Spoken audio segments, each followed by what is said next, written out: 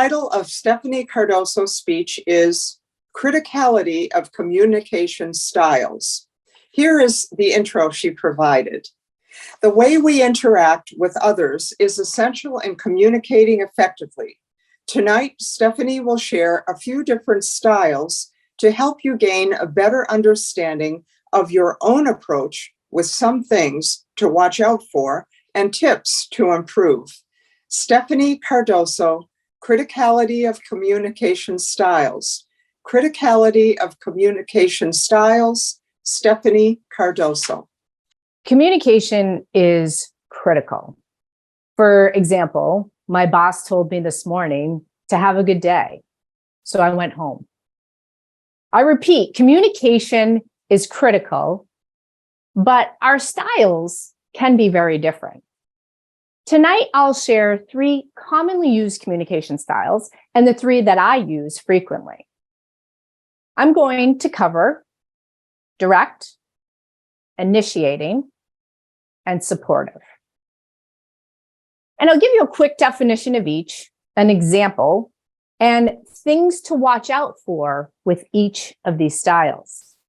And I ask that you listen closely to see if any of them sound familiar to you. Let's start with direct communication, which is one of my favorite because it's exactly as it sounds. And you'll see a few key words here that are commonly associated with this style. But basically, these people want you to get to the point quickly and succinctly.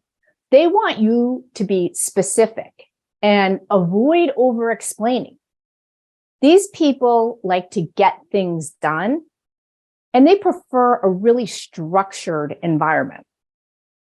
However, this style can jeopardize relationships because they're so focused on results. They can sometimes come across as demanding and impatient. So depending upon your audience, this may not always be the most effective style to use. I'll give you an example. I have a team member who tends to send short novels and sometimes long novels via email.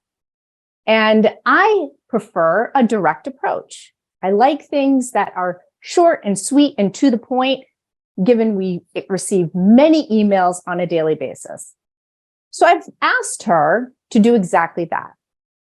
In order for her to effectively communicate with me, I need things in 3 bullets or less, and then I can respond and she can elaborate as needed. That is an example of 2 styles coming together with somebody that prefers a direct approach. Let's shift gears over to initiating. And again, a few key words here that describe an initiating style, but this type of style is sociable and enthusiastic and persuasive, and they easily interact with others, and they have this fun-loving nature about them. Relationships are really important versus the direct that I just described.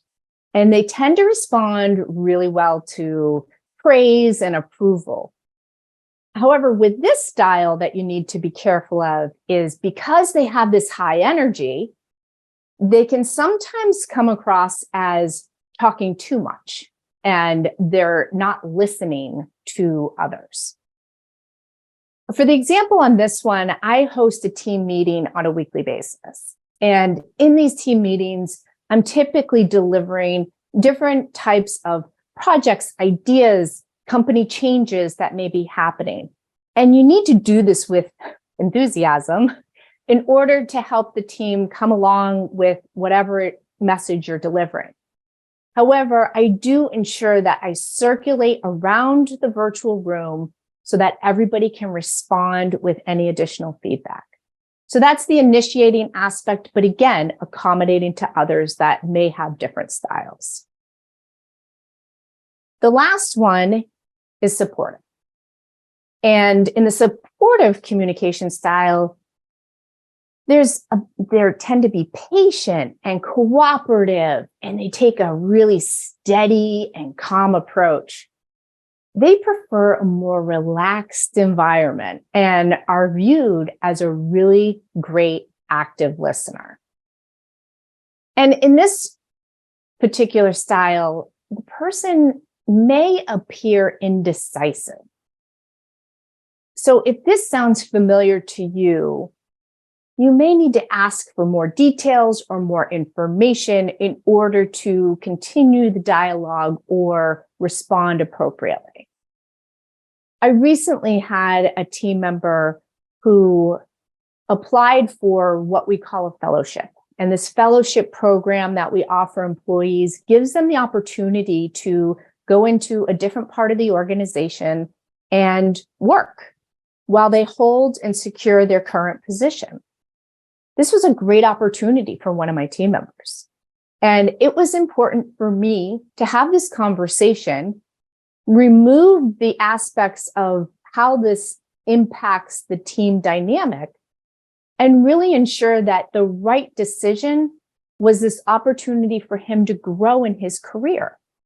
That's a supportive approach in communicating with a team member, especially when you're gathering all the facts.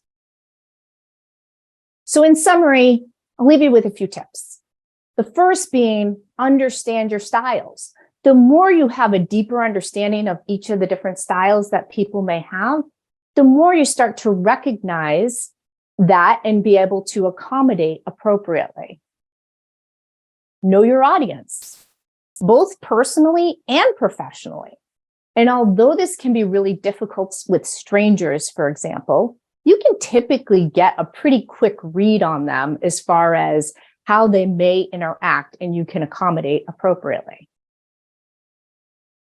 Keep in mind the differences. There are so many aspects that influence people's style, the way they were raised, their background, the environment, cultural differences. All of these will come into play, and you can sometimes see some trends that will help you understand the differences that you may be experiencing.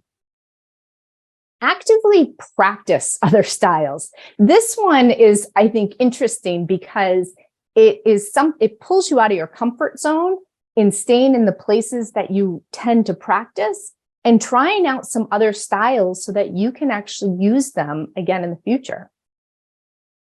And then lastly, ask for feedback. This is incredibly powerful because it takes all the guesswork out of someone's style. Ask them how they like to communicate. What's the best way for you and them to interact with one another? So with that, I will leave you with a quote. And this quote is from Tony Robbins. To effectively communicate, we must realize that we are all different in the way we perceive the world and use this understanding as a guide to our communication with others. Thank you.